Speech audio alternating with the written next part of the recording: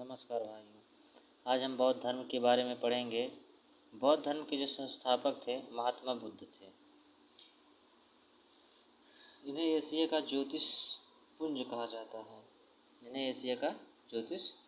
जाता है। इनके बचपन का नाम क्या था? सिद्धार्थ था। इनका जन्म जो है 563 ईसा पूर्व कपिलवस्तु के लुम्बिनी नामक ग्राम में हुआ था। इनके पिता शुद्धोधन शाक्य कुल के एक मुखिया थे। इनकी माता का नाम महामाया, इनकी पत्नी का नाम जो है यशोधरा,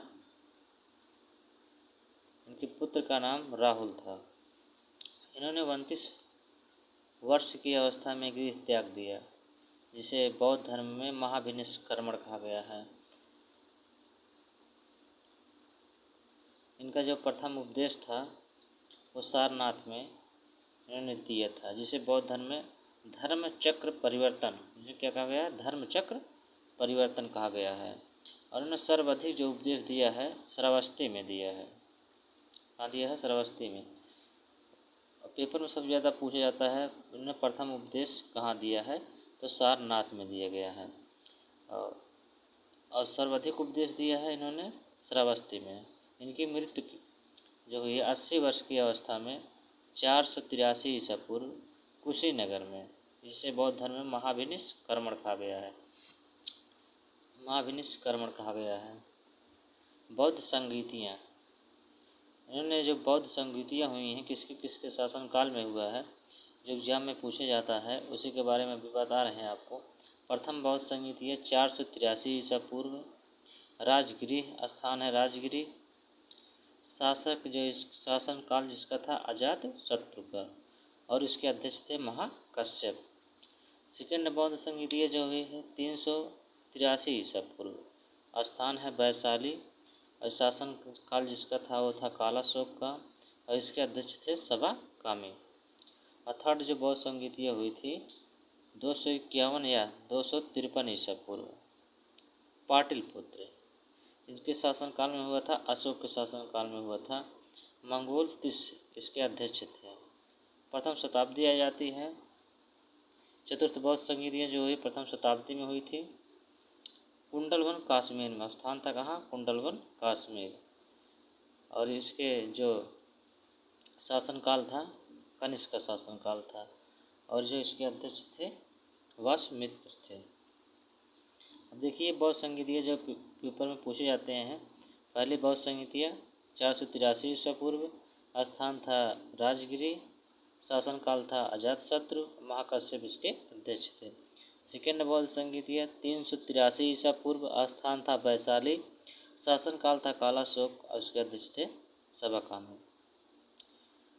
और थर्ड बौद्ध संगीतियाँ 251 या 253 ईसा पूर्व, स्थान था पाटलिपुत्र, इसके जो अध्यक्ष जो इसके शासनकाल था वो अशोक का, सम्राट अशोक का शासनकाल था। मंगोल तिस्य इसके अध्यक्ष थे। प्रथम और जो चतुर्थ बौद्ध संगीतियाँ हुई थी प्रथम शताब्दी थी ईसा पूर्व हुई थी कुंडलवन कश्मीर में, और इसके शासनकाल था कनिष्क का, और वासमित्र इसके अध्यक्ष थे। अब देखिए याद करने का कैसे, इसका हम ट्रिक बताते हैं आपको, कैसे ये याद रहे आपको। शासनकाल फर्स्ट बौद्ध संगीतियाँ जो हुई थी इसके शासनकाल अजात, इसको हम लिख सकते हैं आ। सेकेंड बौद्ध संगीतियाँ जो हुई थी कालाशोक का। थर्ड बौद्ध संगीतियाँ जो हुई थी वो फिर आ के समय अशोक के समय में।